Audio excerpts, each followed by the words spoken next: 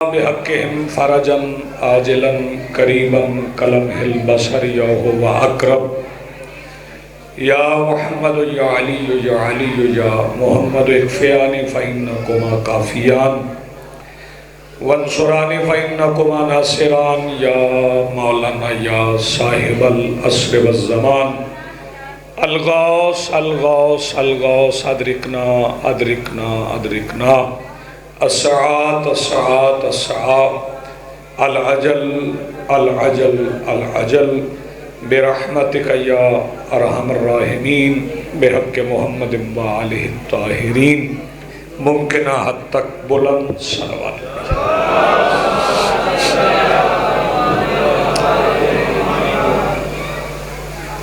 بسم اللہ الرحمن الرحیم الحمدللہ رب العالمین والصلاة والسلام علی رسولہ الکریم وآلہ الطیبین الطاہرین المعصومین المنتجبین المہدیین المظلومین المعصومین الذین اذہب اللہ عنہم الرجس وطہرہم تطہیرا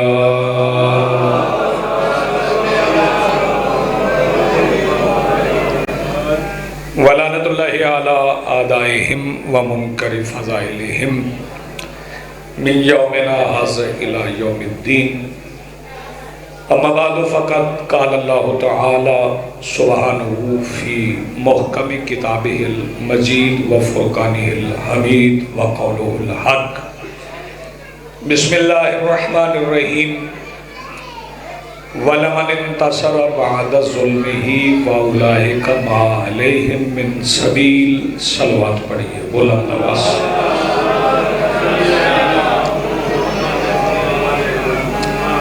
اس سے بلند اگر پڑھ سکیں تو اس سے بلند صلوات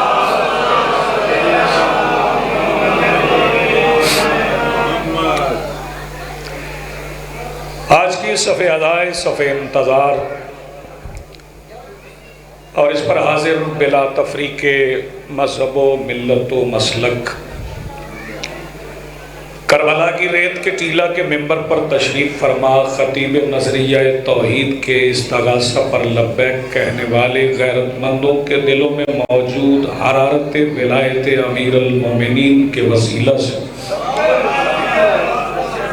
درخواست گزار ہوں اپنے اس حضور جو پردہ میں شاہ سوار وادی نور کی حیثیت سے موجود ہے کہ کائنات کا وہ مطلب العنان نور اپنے رخ سے حجاب ہٹائے اور کعبہ کی چھت سے اپنے پہلے ہی خطبے میں کائنات کو سمجھائے کہ علی کل بھی واجب تھا علی آج بھی واجب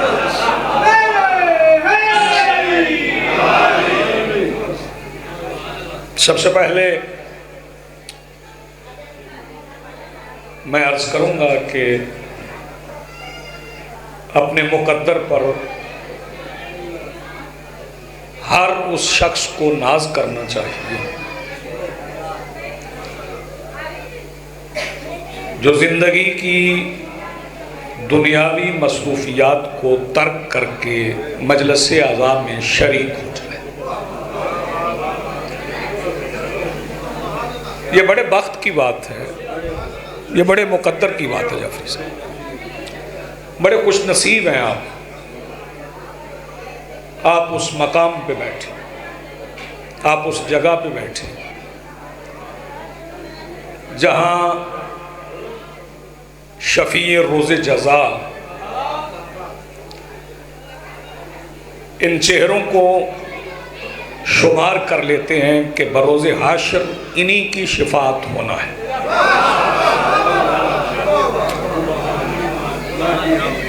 شفاعت کے بغیر تو یہ ممکن نہیں کہ کسی غیر معصوم کی بخشش ہو سکے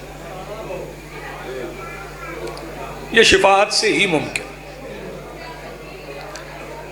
بغیر شفاعت کے نہیں کوئی بندہ ایسا ہے جسے اپنے اعمال پہ اتنا ناز ہو اور وہ یہ کہے کہ میں اپنے اعمال کی بنیاد پہ جنت میں چلا جاؤں۔ یہ بیٹیاں ذرا خاموش ہو جائیں، میری گزارش ہے بہنیں بیٹیاں ذرا خاموش ہو جائیں تھوڑی دیر کے لیے۔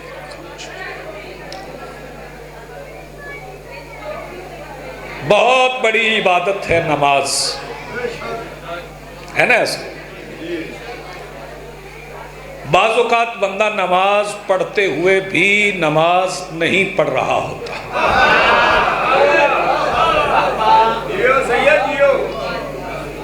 ظاہراً کیفیت نماز کی ہوتی ہے مگر نماز میں ہوتا نہیں۔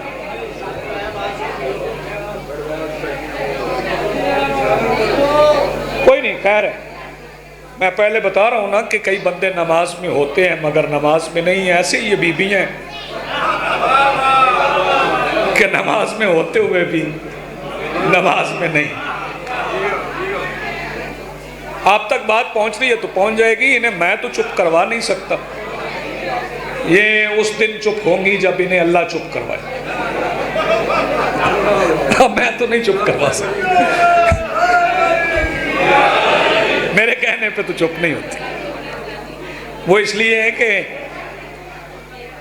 کچھ لوگ دل سے بولتے ہیں، کچھ لوگ زبان سے بولتے ہیں۔ چلے زبان متحرک ہو گئی تو بولتی رہے، میں آپ سے چند لمحے باتیں کرتا رہوں۔ نماز میں ہوتے ہوئے بھی بعض اوقات بندہ نماز میں نہیں ہوتا۔ کئی بار ایسا ہوتا ہے کہ بندے زکوٰۃ دیتے ہیں مگر نہیں دیتے۔ کئی بار ایسا ہوتا ہے کہ بندے صدقہ دیتے ہیں مگر نہیں دیتے۔ صدقہ دے کے جس بندے کو بندے صدقہ دیتے ہیں اس کے بارے میں یہ گمان رکھتے ہیں کہ یہ کل ہمارے کام آئے گا۔ آپ جی ہیں سلامت رہے، اتنا اچھا آپ نے سنا ہے، جعفر سن رہے؟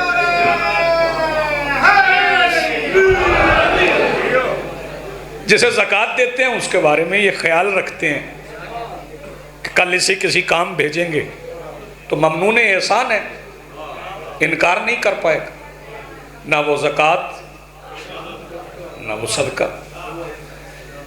پھر بندے خمس دیتے ہیں کچھ بندے، لیکن دیتے غلط جگہ پہ، وہاں دے دیتے ہیں جہاں پر خمس کے بدلے میں فتویٰ ملتا۔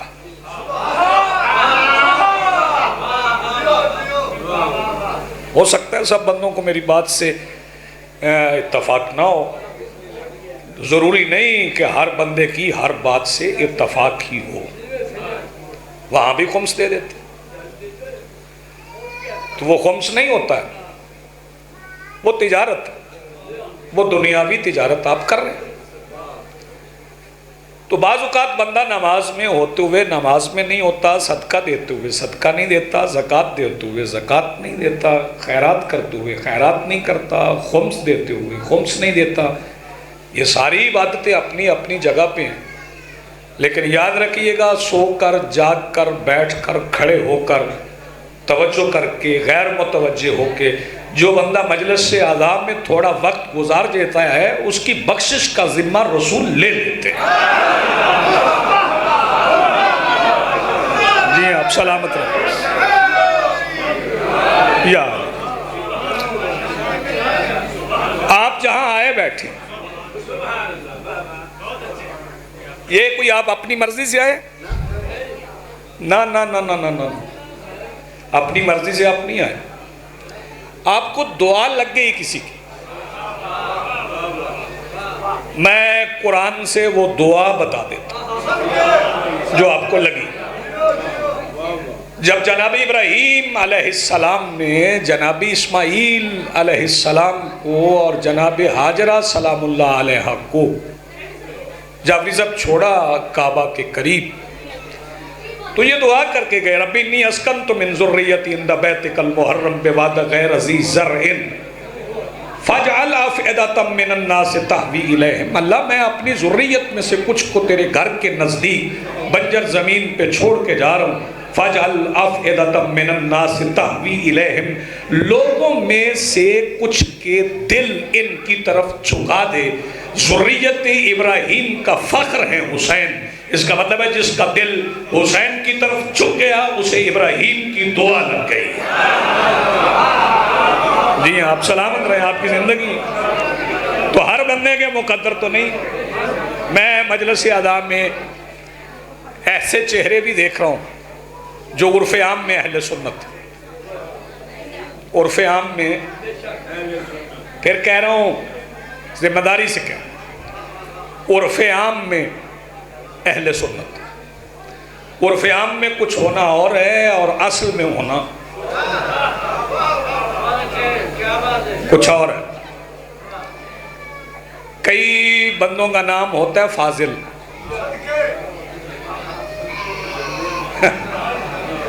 فاضل نام ہوتا ہے، اگر مجلس میں کوئی ہو تو محسوس نہ کر، لیکن وہ انہوں نے اسکول کا دروازہ تک نہیں دیکھا، نام فاضل ہوتا ہے.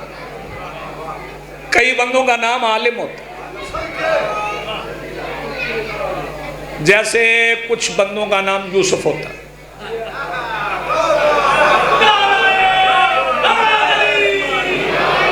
ہوتا ہے نا ایسے؟ کیوں جی ایسا ہوتا ہے اجازت کے نہیں ہوتا ہے. ایسے ہی کچھ بندے عرف عام میں شیعہ ہوتے ہیں،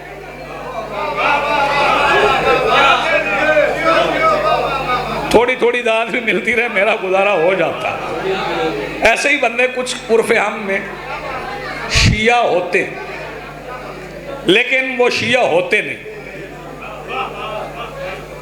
اور یہ جو بندے کہتے ہیں نا جنت میں صرف شیعوں نے جانا ہے، وہ غلط کہتے ہیں، یہ بالکل غلط ہے. حدیث کتاب پڑھیں، رسول پاک نے مولا علی کو بتایا شیعتنا و محبینا، جنت میں شیعہ بھی جائیں گے محب بھی جائیں گے.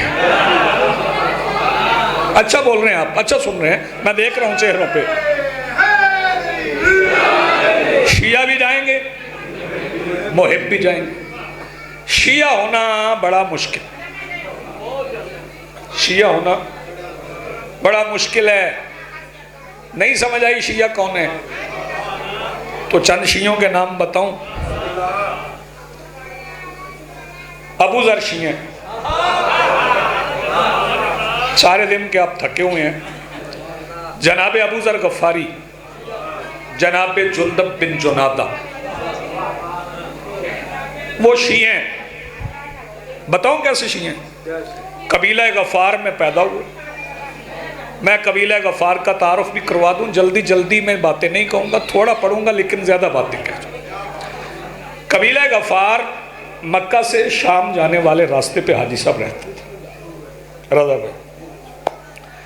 ان کا کام یہ تھا کہ وہ قافلے لوٹتے تھے اور جو لوٹ کا مال ہوتا تھا نا چاند، اس میں وہ گزارا کرتے تھے. اس قبیلے کے سردار کے ہاں ایک بچہ پیدا ہوا، حاجی صاحب.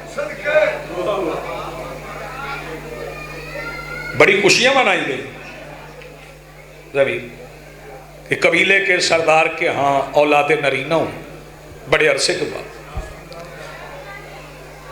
بچہ سال کا ہو گیا تو سردار سے ریت نے پوچھا کوئی بات کی؟ اس نے کہا نہیں، بولا نہیں، بولتا نہیں. 2 سال کا ہو گیا، چلنے لگا. لوگوں نے پوچھا چلتا تو ہے، بولتا بھی ہے؟ انہوں نے کہا نہیں، بولا نہیں. 3 سال کا ہو گیا. لوگوں نے پھر پوچھا سردار صاحب بیٹا آپ کا 3 سال کا ہو گیا، بولا نہیں، کسی حکیم کو دکھائیں؟ اس نے کہا نہیں، 2 سال اور انتظار کر لے. بعض بچے 5 سال کے ہو کے بولتے. 5 سال کے ہو گئے پھر نہیں بولا، کسی کا نام نہیں لیا، باپ تک نہیں پکارا. پورا قبیلہ اکٹھا ہو گیا، کہنے لگے کسی طبیب کو، حکیم کو دکھائے، بچہ بولتا نہیں، کو دوا لے. بچہ بھی وہیں بیٹھا تھا جس کا نام جندب تھا، جو جناب ابو ذر تھے، کنیت ابو ذر ہے. قبیلہ کہہ رہا تھا بچہ بولتا نہیں، کسی طبیب کو دکھائیں کہ بچہ بول پڑا۔ بچہ کہنے لگا میری خاموشی پہ چپ نہ رہو، میری خاموشی پہ حیران نہ ہونا، میں اتنی طاقت رکھتا ہوں اگر پہاڑ کو کہوں تو اپنی جگہ چھوڑ دے گا۔ جی آپ سلامت رہیں، آپ کی زندگی۔ میں شیعہ بتا رہا ہوں آپ کو، اگر پہاڑ سے کہوں تو اپنی جگہ چھوڑ دے۔ لوگ حیران ہوئے تو قبیلے کے سردار کے جو ساتھی تھے انہوں نے اسے کہا جب تم بول سکتے تھے تو 5 سال تک بولے کیوں نہیں؟ تو جناب ابو ذر کہنے لگے جب سے بولنے کی طاقت پیدا ہوئی ہے چپ اس لیے ہوں کہ سوچ اسے رہا ہوں جس نے مجھے بھیجا ہے۔ تھوڑا بولیں زیادہ بولیں، بات تو سمجھ آ رہی، سوچ اسے رہا ہوں۔ اچھا،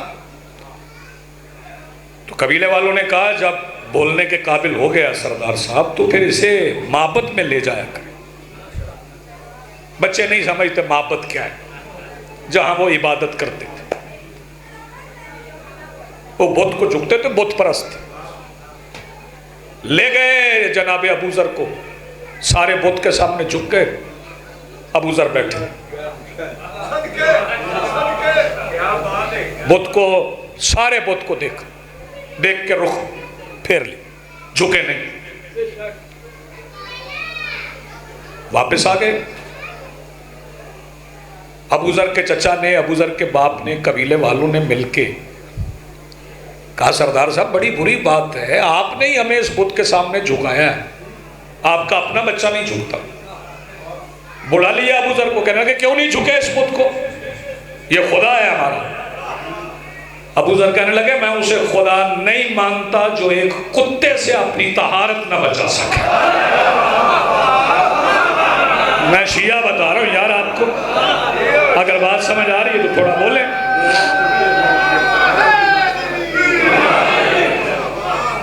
میں شکر گزار ہوں، جتنا آپ بولے بڑا اچھا، جو ایک کتے سے اپنی طہارت نہیں بچا سکتا۔ میں کہا اچھا اسے نہیں جھکتے تو نہ جھکو، تمہیں ایک اور دیوتا دکھاتا۔ صبح کے وقت جب سورج طلوع ہوا انہوں نے کہا یہ دیوتا، اسے سجدہ کر لو۔ ابو ذر کہنے لگے اسے جھک جاؤں جیسے شام کو ڈوب جانا ہے؟ بیٹے میری طرف دیکھ، میری طرف دیکھ، جیسے شام کو ڈوب جانا۔ جو بندے ابھی تک نہیں بول لینا اتنی آواز بلند کر لینا جتنا لنگر کی ہے، زیادہ نہیں، صرف اتنی کر لینا۔ جب انہوں نے کہا اسے جھک جائے، یہ دیوتا ہے، سورج دیوتا ہے۔ ابو ذر کہنے لگے اس نے شام کو ڈوب جانا ہے۔ کہنے لگے ڈوب جانے ہیں تو پھر اسے سجدہ نہیں کرو گے، پھر کسے جھکو گے، کس کو مانو گے؟ ابو ذر کہنے لگے مانوں گا اسے جو ڈوبے ہوئے کو پھر ابھار دے۔ جی آپ سلامت ہیں، جو ڈوبے ہوئے کو پھر ابھار دے۔ نہیں جھکتے، کوشش کی گئی نہیں جھکتے، ویرانوں میں نکل جاتے تھے، چپ رہتے تھے۔ جوانی کی سرحد پہ ابو ذر نے پہلا قدم رکھا، جوانی کی سرحد پہ ابو ذر نے پہلا قدم رکھا کہ مکے سے آنے والی ایمان افروز ہوائیں ہواؤں کو چلنے کا حکم دینے والے کے آنے کی خبر لے کے آ گئی۔ میرے علاقے والوں میں کیا سنوں گا، خبر آ گئی کہ مکہ میں وہ سردار آئے جنہوں نے اعلان نبوت کی، متوجہ۔ تو پھر ابو ذر رکے نہیں، ابو ذر اپنے قبیلے سے، اپنی بستی سے مکہ کی طرف چل پڑے۔ ادھر ابو ذر چلے، ادھر سرور کونین نے، حسنین کے نانا نے، انبیاء کے آقا نے امیر المومنین کو حکم دیا جاؤ علی اسے لے آؤ، توحید کا مہمان آ رہا ہے۔ بڑا اچھا افسر میں راضی ہوں۔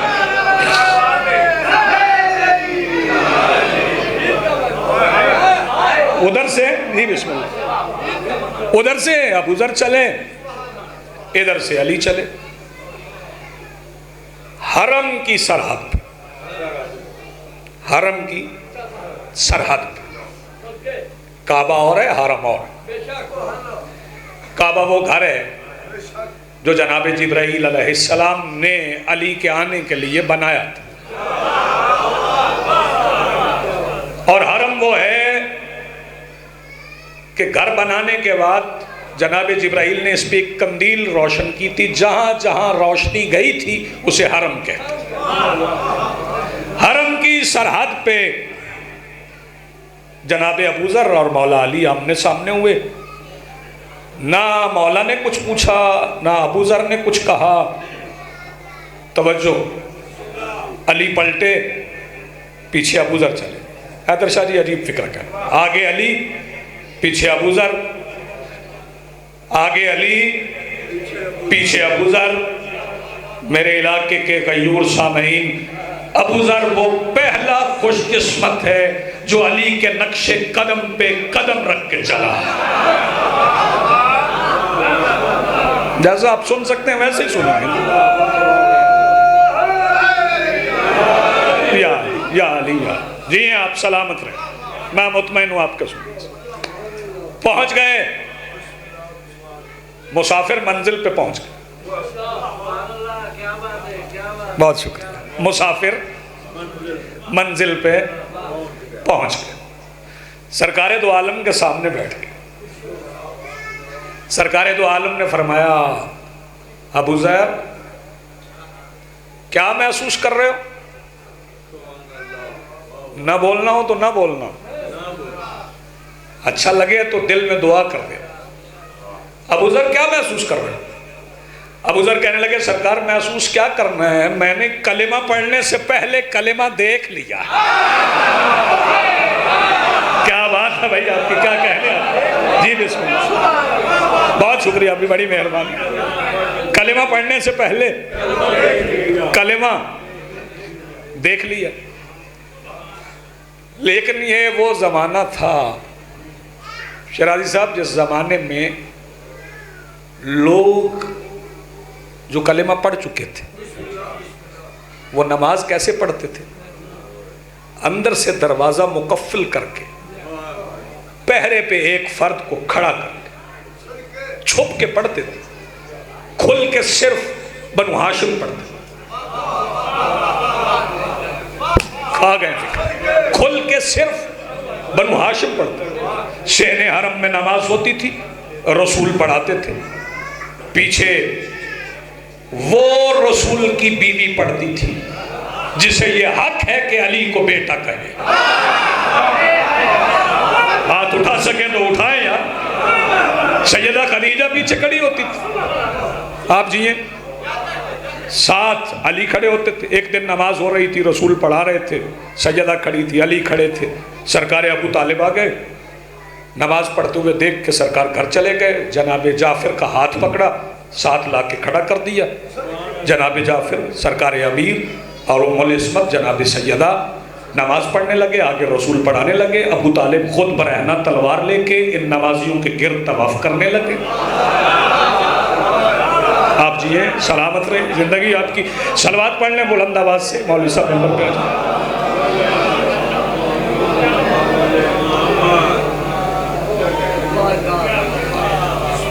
ایک بار پھر صلوات پڑھ لیں۔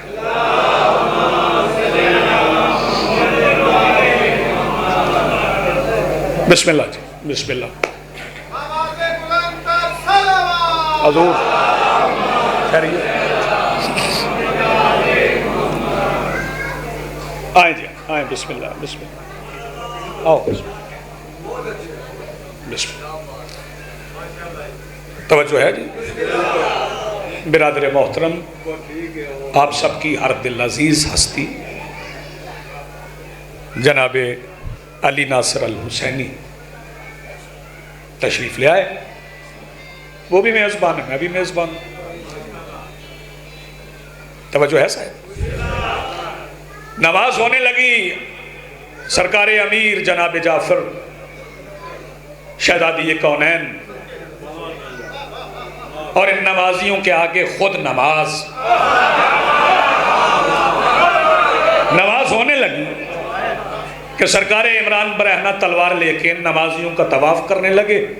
سرکار ابو طالب کے ہاتھ میں تلوار تھی، محو طواف تھے کہ اتنے میں ابو لہب آ گیا.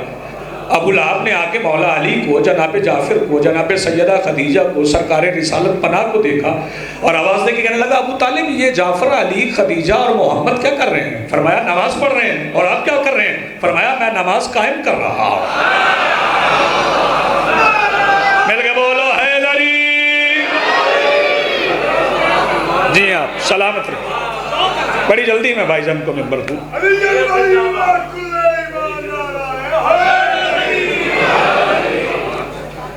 باقی سارے چھپ چھپ کے ہی پڑھتے تھے. بنو ہاشم چھپ کے نہیں پڑھتے، وہ کھل کے پڑھتے. توجہ ہے. وقت آئے گا جب ہم بتائیں گے کہ جناب حمزہ نے کس کے منہ پہ تھپڑ مار کے اسے کلمہ پڑھوایا. آئے گا وقت، ہم بتائیں گے. اگر ہم سے پوچھنا ضروری نہیں تو پھر ڈھونڈ لو، پتہ چل جائے. باقی چھپ کے ہی پڑھتے تھے. اس زمانے میں جناب ابو ذر نبیوں کے سلطان سے کہنے لگے سرکار مجھ سے چھپ کے نماز نہیں پڑھی جاتی، میں کلمہ چھپ کے نہیں پڑھوں گا، میں علل اعلان پڑھوں گا. فرمایا ابو ذر تمہیں اجازت ہے، تمہیں اجازت ہے، جاؤ کھل کے کلمہ توحید کا، کلمہ رسالت کا اعلان کرو. ابو ذر آ گئے صحن حرم میں، صحن حرم میں کھڑے ہو کے آواز بلند کی، کہنے لگے او مکہ والو،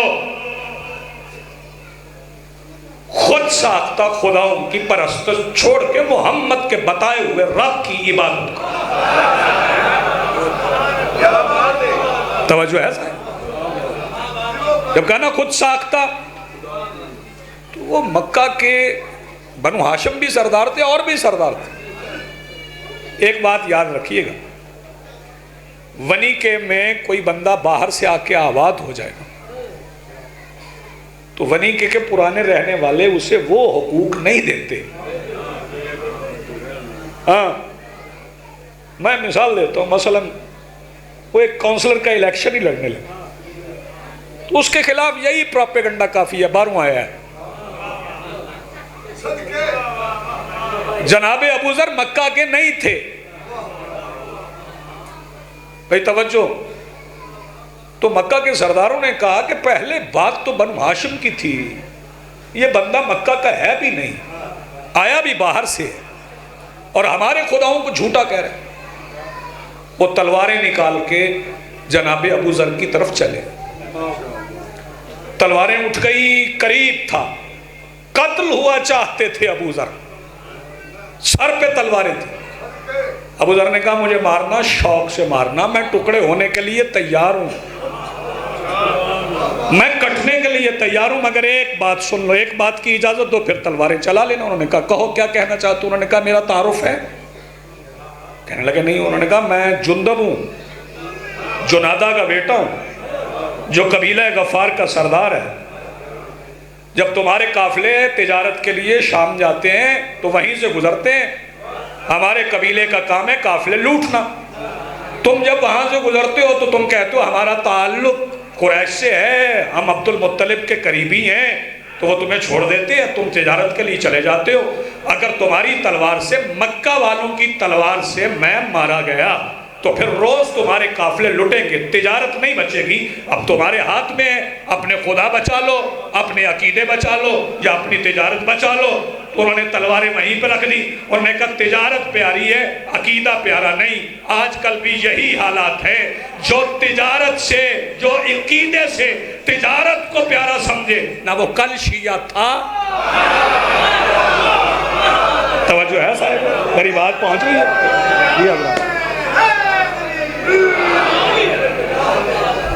یہ ہے شیعہ. ایسے شیعہ کہتے حاجی صاحب یہ شیعہ یہی. اب میں اب زیادہ طویل نہ کروں، بھائی جان کو ممبر دوں، آپ کے دلوں کی دھڑکنیں بھی تیز ہیں. پھر یہی ابو ذر ہیں، صرف مکہ نہیں، یہ جناب ابو ذر وہ ہیں جنہوں نے پہلی اذان پڑھی علی ولی اللہ والی. جناب ابو ذر غفاری نے پہلی اذان پڑھی ہے علی ولی اللہ. جب غدیر سے رسول واپس آئے تھے، مؤذن تو بلال تھے، سرکار دو عالم نے فرمایا ابو ذر آئی تم اذان پڑھو. ابو ذر گلدستہ اذان پہ آئے، 4 مرتبہ اللہ اکبر کہا.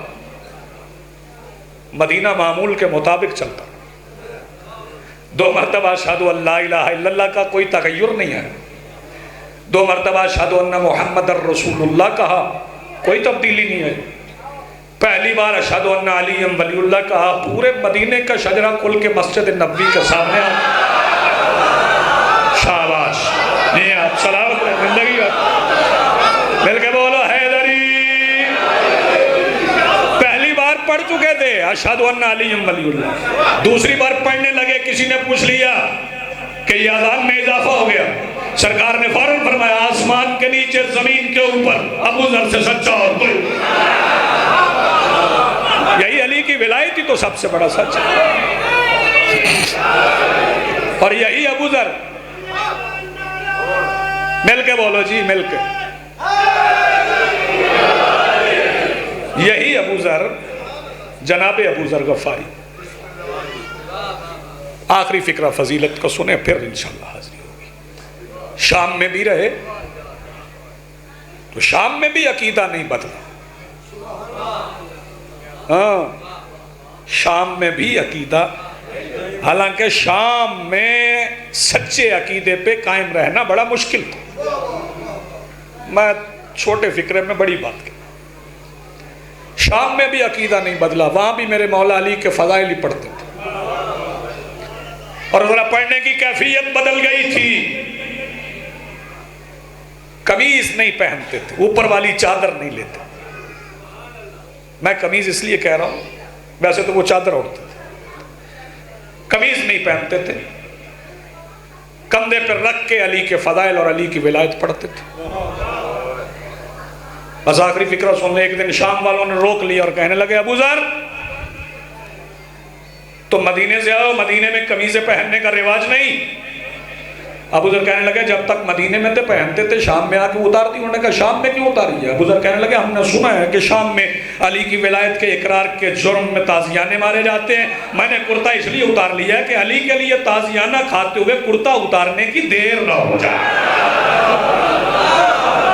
یہ ہے شیعت، کوئی آسان ہے. اور پھر جناب ابو ذر غفاری نے کبھی معجزہ مانگا ہی نہیں ہے.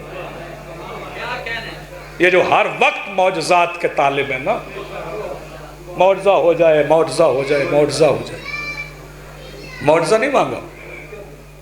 جنہوں نے عصا کو اژدہا بنتے دیکھا وہ کوئی ایمان لے آئے تھے عزیز نا. ابو ذر سے پوچھنے لگے ابو ذر تم نے کبھی علی سے معجزہ نہیں مانگا، جاگو. ابو ذر کہنے لگے کیا معجزہ مانگوں؟ یہ کہوں کہ سورج کو پلٹاؤ؟ انہوں نے کہا یہی کہہ لو کہ سورج کو پلٹائے. ابو ذر آواز دے کے کہتا ہے پلٹانے کا وہ کہتا ہے جسے پتہ نہ ہو نکالا کس نے ہے. جی ہاں آپ سلامت رہیں. آپ کی زندگی صرف شیعت ٹائٹل نہیں، بینر نہیں، اور فیام نہیں. شیعت روح میں اتر جائے. خوش نصیب ہو بندے کہتے ہیں علی نسب کون ہے. میں ہر اس بندے کا نسب علی سمجھتا ہوں بابا جی جس کی نسبت ذکر حسین سے، اس کا نسب علی ہے. اس کی ذات پست نہیں ہو سکتی جس کی نسبت میرے مولا حسین سے. بھائی جان کو ممبر دوں. میری دعا ہے میرے برادر، میرے بھائی، میرے عزیز، ملک سرفراز نے صف اعضاء کا اہتمام کیا. میری دعا ہے مالک اس کے معاونین کی توفیقات خیر میں اضافہ فرمائے، اس کی نسلوں میں یہ ذکر جاری رہے. بس اتنا مجھے کہنا ہے. یہ جو مجلس اعضاء ہے یہ صف حسرت ہے حسین کی ماں کی.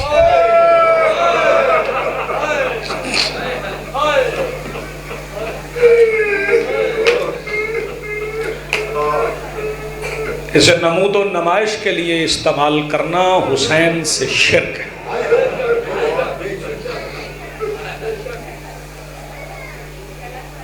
دو فکرے کہہ رہا ہوں. حاضری ہوئی، عبادت ہوئی، نام لکھا گیا. جس حسین کا پرسہ دینے آپ آئے ہیں اسے سپاہ شام نے بہت مارا تھا.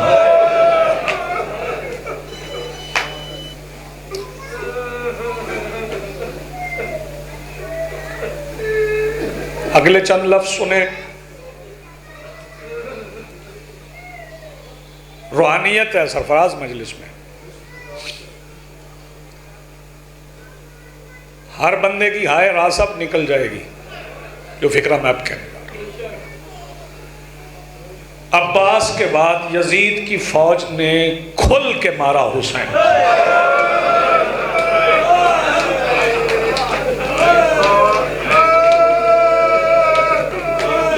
جزاک اللہ مرحبا. تاخیر ہو جاتی ہے، شام ہو جاتی ہے، اندھیرا بھی ہو جائے تو آپ گھروں تک چلے جائیں گے. بس ان کو یاد کیجئے گا کہ اندھیرا ہوتے ہی جن کے گھر جل گئے تھے.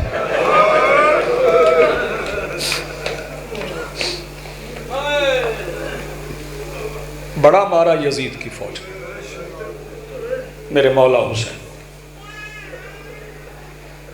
دو ہی فکروں کا وقت ہے، وہی مجھے پڑھنے ہیں. میں حسینی سے بہت تلاش کرتا رہا، آپ جیسے خطباء سے بھی سنتا رہا. ہمارے سینئر ہیں، بڑے بھائی ہیں. کتنے زخم تھے حسین کو. میں نے پڑھا بھی کتابوں میں، لوگوں نے تعداد بھی لکھتی. شیرازی صاحب کسی نے 900 لکھے، کسی نے 1900 لکھ دیے، کسی نے 2100 لکھ دیے. لیکن میرا دل نہیں مطمئن ہوتا تھا کہ جسے ہر کے جوان بیٹے سے لے کے 6 مہینے کے علی اصغر تک مارا گیا، اس کے زخم کیسے گن لیے مقتل نویس نے. پھر ڈھونڈتے ڈھونڈتے ایک عالم ربانی جناب جعفر شوستری صاحب کی کتاب خصائص الحسینیہ میری نظر سے گزری. اس میں ماسٹر صاحب انہوں نے زخم لکھے میرے مولا حسین کے. وہ فرماتے اتنے قرآن کے حرف نہیں جتنے حسین کے زخم.